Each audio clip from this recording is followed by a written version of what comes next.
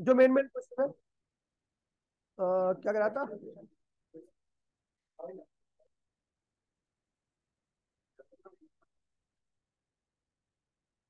यार चल साले क्या गुली है, बकवास कर रहा है। वो तो कपड़ा रखा था कोई अच्छे नहीं लगता जब खिड़की से बाहर जाते हैं।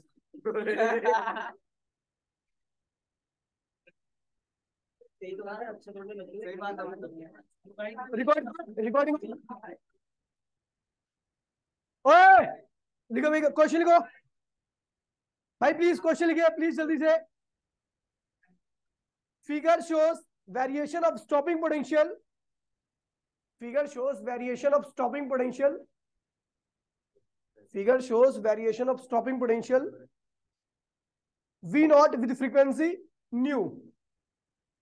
V naught with frequency nu. For two photosensitive metal, for two photosensitive metal,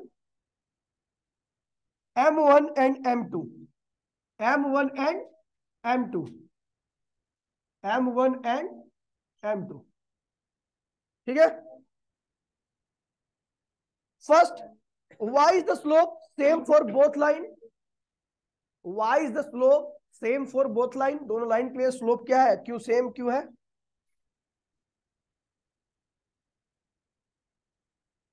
Why is the slope is same for both lines? Second, for which material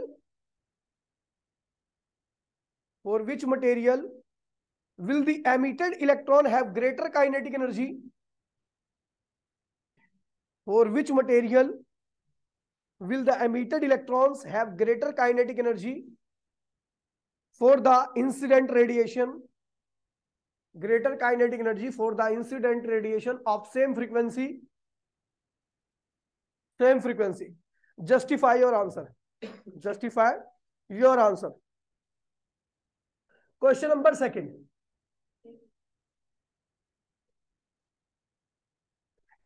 Question number second.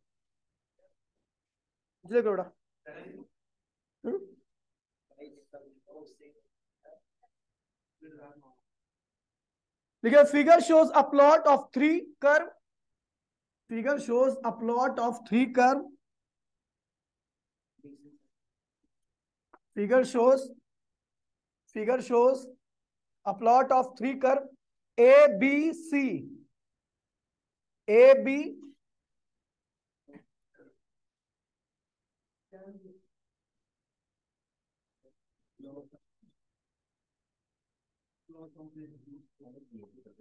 A, B, and C.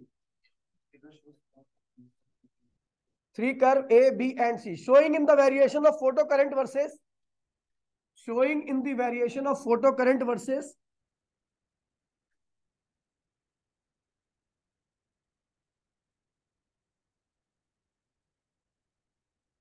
showing in the variation of photocurrent versus collector plate potential. Collector plate potential.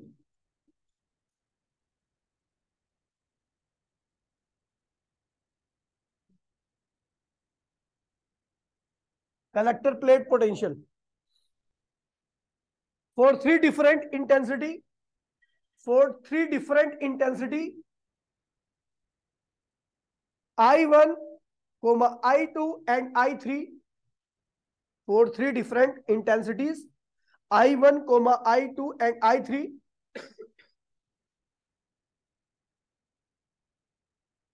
Having frequencies nu1, nu2 and nu3 respectively. Nu1, nu2, and nu3 respectively. Incident on a photosensitive surface. Incident on a photosensitive surface.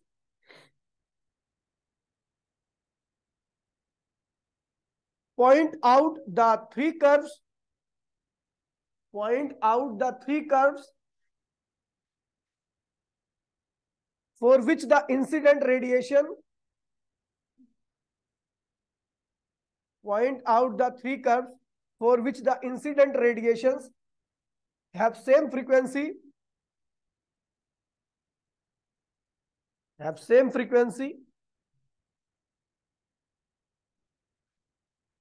but different intensities.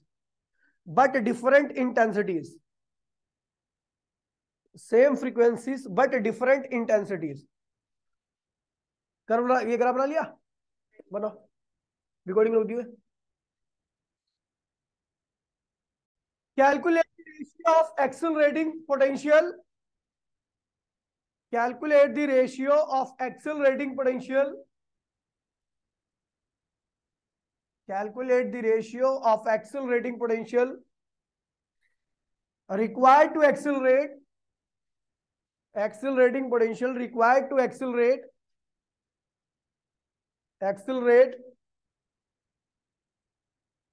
First, a proton.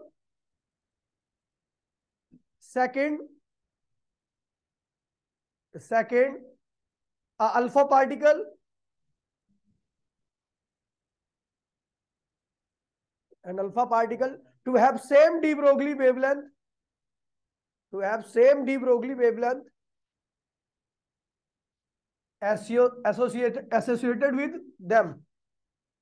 Associated with them. अगला लिखिए. An electron and a proton have same de Broglie wavelength.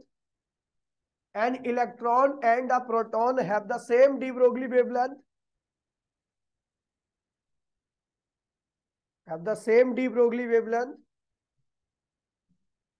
Which one of these has higher kinetic energy?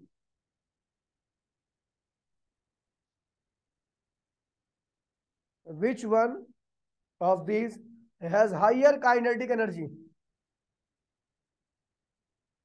Question mark. Which one is moving faster? Question mark. Which one moving faster?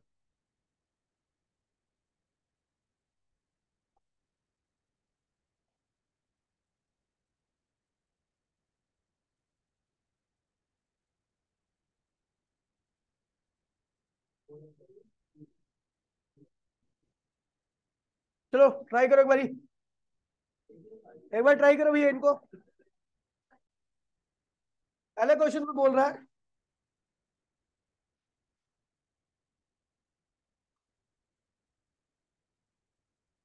कह रहा भैया why the slope of the curve is same for both curve. मतलब दोनों के लिए same क्यों है? देखिए दोनों के लिए स्लोप सेम क्यों है? तो मैंने बताया था आपको slope of V naught versus nu curve क्या देता है भैया? जो स्लोप होता है वो क्या होता है? एच अपॉन में ई होता है. क्या होता है? अगर मैं स्टॉपिंग पोटेंशियल और फ्रीक्वेंसी के बीच का ग्राफ खींचता हूं तो उसमें आपका स्लोप क्या होता है? एच अपॉन में ई. और ये क्या होता है भैया? इसीलिए हर ग्राफ का स्लोप क्या आएगा? एक जैसा ही आएगा, उसके अंदर कोई वेरिएशन नहीं आने वाली. समझ गए? इसलिए सबका स्लोप क्या है? एक जैसा ही है. दूसरा इसमें क्वेश्चन पूछ रहा है कि for which material will have the greater kinetic energy. अच्छा इसमें से कौन सा? मैंने दोनों पे सेम, ध्यान दीजिए, दोनों पे सेम एनर्जी डाली है. दोनों में से ज्यादा काइनेटिक एनर्जी के साथ कौन सा इलेक्ट्रॉन निकलेगा? ये मटेरियल ज्यादा इलेक्ट्रॉन निकालेगा काइनेटिक के साथ, ये वाला इलेक्ट्रॉन ज्यादा काइनेटिक के साथ निकालेगा. ध्यान दीजिए दोनों पे सेम एनर्जी डाली है. पहले वाला निकालेगा दूसरा वाला M1 इसलिए निकालेगा क्योंकि इसको कम एनर्जी रिक्वायर है निकलने के लिए. जब इसको कम एनर्जी रिक्वायर रहेगी निकलने के लिए तो ज्यादा क्या रहेगी इसके पास? काइनेटिक. मान लीजिए इसको निकलने के लिए 5 जूल, इसको निकलने के लिए 10 जूल. हम डाल रहे हैं इसके ऊपर 20 जूल. क्या डाल रहे हैं? तो 5 जूल तो यूज करेगा निकलने में और 15 जूल चलेगा चलने में. यानी काइनेटिक क्या रहेगी इसकी? 15 जूल रहेगी. और यहां पर हम 20 जूल डाल रहे हो तो 10 जूल तो निकलने में चल रहा है और 10 जूल क्या होगा? चलने में चलेगा. तो ये क्या होगा? लेस काइनेटिक एनर्जी के साथ निकालेगा M2 और M1 क्या होगा? तो काइनेटिक एनर्जी ऑफ पहला ये रहा, दूसरा ये रहा. Kinetic energy of M1 is greater than kinetic energy of M2 due to less work function. जिसका वर्क फंक्शन लेस होता है उसकी काइनेटिक एनर्जी क्या होती है? मोर होती है. समझ गए? कॉपी करो. क्यों रहो ध्यान दीजिएगा. ये हो गया ना सबका। चल तो भैया इस बात ये वाला क्वेश्चन अगला, ये ना, ठीक है। अभी इसमें कह रहा है, क्या कह रहा है क्वेश्चन में, क्या कह रहा है, एक जने बोलो भैया।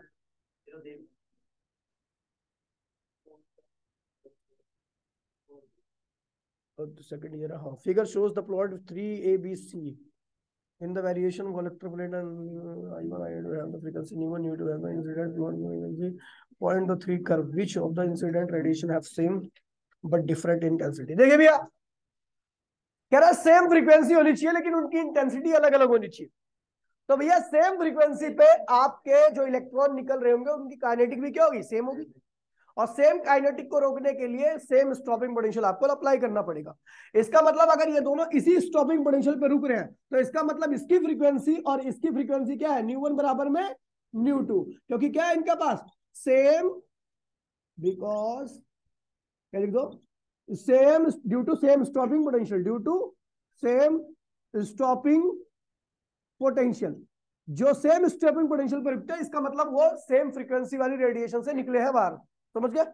अच्छा इसमें इंटेंस समझ में नहीं है क्या, अरे देख ये इनको इसको भी रोकने के लिए और इसको रोकने के लिए यही स्टॉपिंग पोटेंशियल अप्लाई करना पड़ रहा है। इसका मतलब इन दोनों की काइनेटिक क्या थी, सेम थी इन दोनों। लेकिन इसमें एक चीज का और लफड़ा है, लेकिन खैर आपको आंसर यही लिखना है।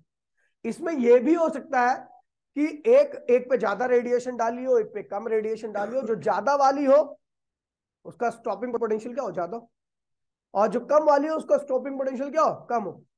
ये मैं नहीं समझे, देखो मैं बता रहा हूं आपको। ये मटेरियल नंबर फर्स्ट है, इसका जो निकलने के लिए एनर्जी चाहिए वो चाहिए 20 जूल। क्या चाहिए, 20 जूल। और ये मटेरियल नंबर सेकंड है, इसको निकलने के लिए चाहिए 40 जूल। क्या चाहिए, इलेक्ट्रॉन निकालने के लिए। इसके ऊपर आपने डाला 40 जूल, कितना डाला, काइनेटिक क्या होगी, 20 जूल होगी। और इसको निकालने के लिए आपने डाला 60 जूल। क्या डाला, तो काइनेटिक कितनी होगी। हम देख रहे हैं चाहे मटेरियल फर्स्ट हो चाहे मटेरियल सेकंड हो, दोनों की काइनेटिक सेम है, लेकिन इंसिडेंट फ्रीक्वेंसी दोनों क्या होनी चाहिए, अलग अलग होनी चाहिए। लेकिन आपको आंसर आपको यही देना है कि अगर ये दोनों सेम स्टॉपिंग पोटेंशियल पर रुक रहे हैं तो इसका मतलब ये निकलने वाली एनर्जी क्या दोनों की सेम है। ठीक है, दोनों की फ्रीक्वेंसी क्या होगी, सेम होगी। इस वाले केस को आपको सोचना ही नहीं है, जो सोचेगा उसका गलत हो जाएगा, क्योंकि इसने इस भाव से इस क्वेश्चन को पूछा ही नहीं है। भाव समझो, समझ गया। तो ये कह रहा है कि ये देखिए, अच्छा इन दोनों में, अच्छा इन तीनों में इंटेंसिटी सबसे ज्यादा किसकी है।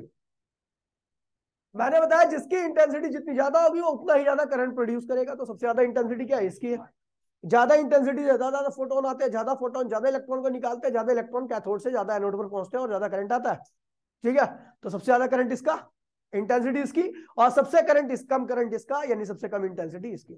बाकी इन दोनों को रोकने के लिए आपको सेम स्टॉपिंग पोटेंशियल अप्लाई करना पड़ा, इसलिए इसकी फ्रीक्वेंसी और इसकी फ्रीक्वेंसी क्या है भैया, सेम है। ये ध्यान रखना, ठीक है भैया। और बाकी इंटेंसिटी क्या देखें, तो इंटेंसिटी सबसे ज्यादा किसकी होगी, I3, क्या होगी I2, और क्या होगी भैया I1। अच्छा एक ग्राफ में बना रहा हूं, ये भी आपका स्टॉपिंग पोटेंशियल है, सॉरी फोटो करंट है, और ये आपका फ्रीक्वेंसी है। अच्छा हाँ, स्टॉपिंग पोटेंशियल है। यहां पर मैंने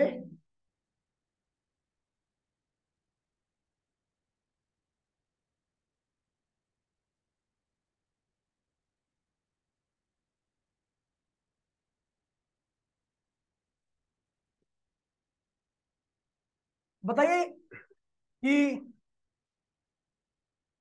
एक और बना दो इसमें, अच्छा लगेगा।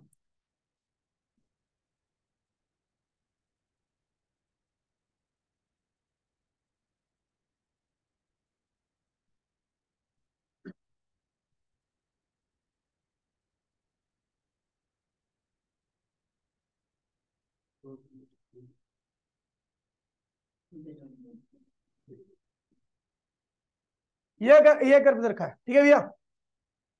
अब इसमें बोल रहा है, जिससे पूछूंगा ध्यान रखना वही बताएगा, ठीक है, ऐसा नहीं बताना। इसमें किसकी किसकी इंटेंसिटी सेम है, किसकी इंटेंसिटी सेम है। इंटेंसिटी चेक करने के लिए आप करंट को देखोगे, जो सेम करंट प्रोड्यूस करेगा उस केस में सेम इंटेंसिटी है। तो E और F सेम करंट है, तो इनकी इंटेंसिटी क्या है, सेम है। अच्छा, इसमें किसकी किसकी फ्रीक्वेंसी सेम है? किसकी किसकी फ्रीक्वेंसी सेम है? देखिए, ए और डी की सेम है भाई। ए और सेम स्टॉपिंग पोटेंशियल पर रुक रहे ना। ये देख, चश्मा ठीक कर। ए, तो ए और डी तो बोल रहा हूं मैं भी। तो देखिए, बी डी, ठीक है, और ए सी टी, इनकी सेम है, ठीक है, फ्रीक्वेंसी। और सबसे ज्यादा इंटेंसिटी किसकी है? ई एफ की बराबर है, फिर उसके बाद डी की है, फिर बी की, फिर लास्ट में ए की। ठीक है भैया, तो इस ग्राफ को बना लो और बता दो। ग्राफ में मैं कुछ पूछ नहीं रहा, लेकिन आपको बता देना इनकी इनकी फ्रीक्वेंसी बराबर है, इनकी इनकी इंटेंसिटी ज्यादा है, इसकी इंटेंसिटी कम। समझ? अब हो तो गया, और क्या लेगा? वो करा दूंगा, पहले कॉपी कर लो।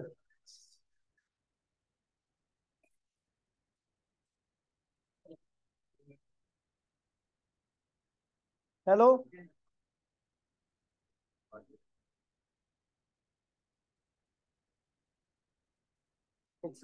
में देखिए, तो फ्रीक्वेंसी बी और डी की बराबर है,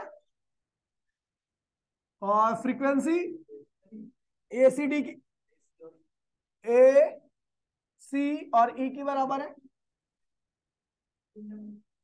ई की बराबर है। और इन दोनों की क्या है? ये पहले रुक जा रहे हैं, ठीक है। और फ्रीक्वेंसी, सबसे ज्यादा फ्रीक्वेंसी किसकी है? एफ की। लिख लीजिए भैया। अब एफ और ई की कहां से? इंटेंसिटी बराबर है।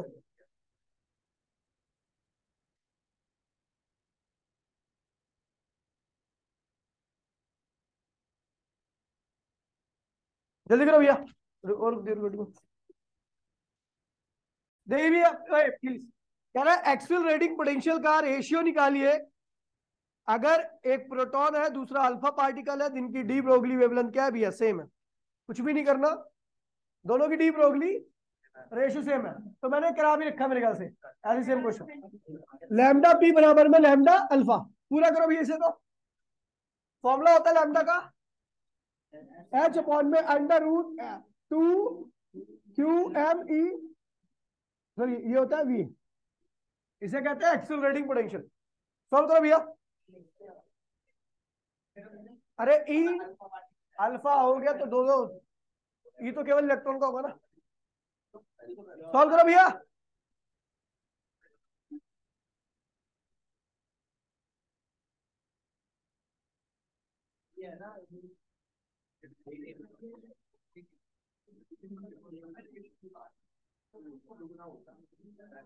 मास 4 गुना, चार्ज 2 गुना। कल ही परसों परसों कराया था।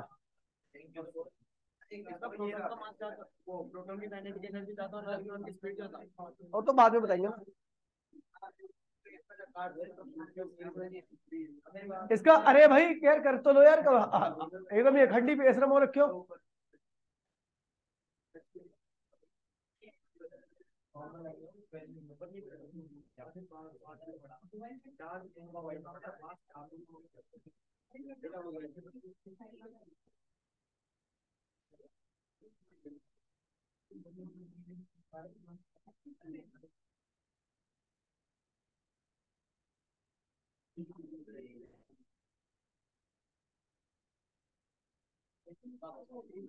हो गया, आ गया। वी पी अपॉन में वी अल्फा क्या था? 8:1। ये सेम कराया था मैंने क्वेश्चन, ठीक है। देखिए भैया, अगला क्वेश्चन जो है वो ज्यादा अच्छा है। क्वेश्चन नंबर 4, क्वेश्चन नंबर 4 को देखते हैं।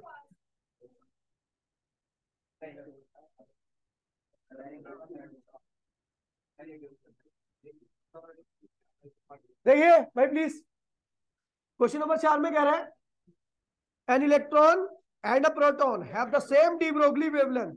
दोनों की डी ब्रोगली वेवलेंथ क्या है भैया? सेम है। Which one has higher kinetic energy? इन दोनों में से किसके पास काइनेटिक एनर्जी होगी ज्यादा? और which one is moving faster? दोनों में से कौन तेजी से मूव कर रहा है? ठीक है, तो भैया एक रिलेशन होता है, अगर आपको याद होगा, तो काइनेटिक एनर्जी क्या होती है, हाफ एम वी स्क्वायर, याद है? हमने ऊपर एम से मल्टीप्लाई कर दिया, नीचे एम से डिवाइड कर दिया, तो ये क्या हो जाएगा भैया आपका हाफ, ये क्या हो जाएगा भैया M M M square V square, क्या होगा ऊपर पी स्क्वायर। देखिए भैया एम और M M square V square, तो ये जाएगा मोमेंटम पी स्क्वायर, ठीक है भैया। तो अब देखिए ये काइनेटिक आ गई, ठीक है। अभी अपने को पता है कि दोनों की डी ब्रोगली दोनों केस में क्या है भैया सेम है। हाँ, और क्या कहते हैं,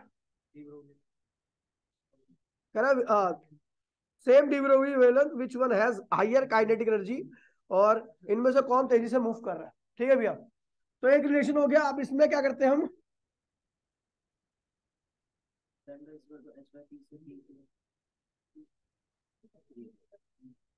देखिए लैम्डा इक्वल्स टू में क्या होता है, एच अपॉन में पी होता है, ठीक है। तो अपनी पी की वैल्यू क्या होगी, एच बाय में लैम्डा हो जाएगा। तो भैया के क्या हो जाएगा आपका, एच स्क्वायर अपॉन में लैम्डा स्क्वायर 2m हो गया। अब देखिए इसमें, अब देखिए m वेरिएबल है, ठीक है, ये वेरिएबल, ये कांस्टेंट है, ये कांस्टेंट, और लैम्डा क्या है, कांस्टेंट है।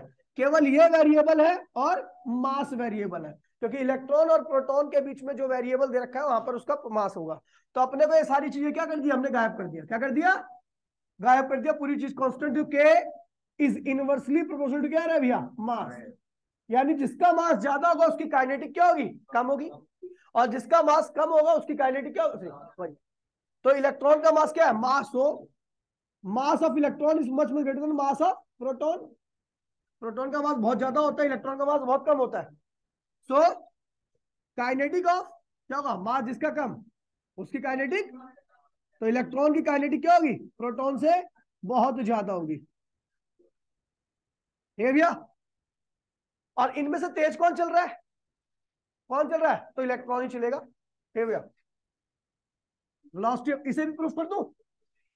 इसको प्रूफ करने के लिए आप ये करोगे, देखिए आपको पता है इलेक्ट्रॉन का वेवलेंथ और प्रोटॉन की दोनों की आपस में क्या है, बराबर है, ठीक है। तो हमें पता है क्या है कि ये क्या होता है, एच अपॉन में M E, velocity of electron, mass of electron, velocity of electron, और ये क्या होगा प्रोटॉन का, एच अपॉन में mass of proton, velocity of proton, ठीक है। ये हो गया, एच से एच क्या हुआ, कैंसिल हो गया। तो अपने को क्या पता है, एम ई अपॉन में एम पी हो जाएगा, इसके नीचे ला दोगे, और उसके नीचे क्या होगा, वीपी अपॉन में वीई हो जाएगा। आप देख रहे हो कि यहां पर मास ऊपर है तो उसकी वेलोसिटी, मास नीचे है तो वेलोसिटी, यानी mass is inversely equal to क्या है, वेलोसिटी, यानी velocity is inversely proportional to क्या है भैया, मास। यानी जिसका मास कम रहेगा उसकी वेलोसिटी क्या रहेगी, ज्यादा रहेगी। इलेक्ट्रॉन का मास कम है तो उसकी वेलोसिटी, प्रोटॉन का मास ज्यादा उसकी वेलोसिटी। तो यहां से here mass of proton is much more greater than mass of electron, so velocity of electron is much more greater than velocity of proton.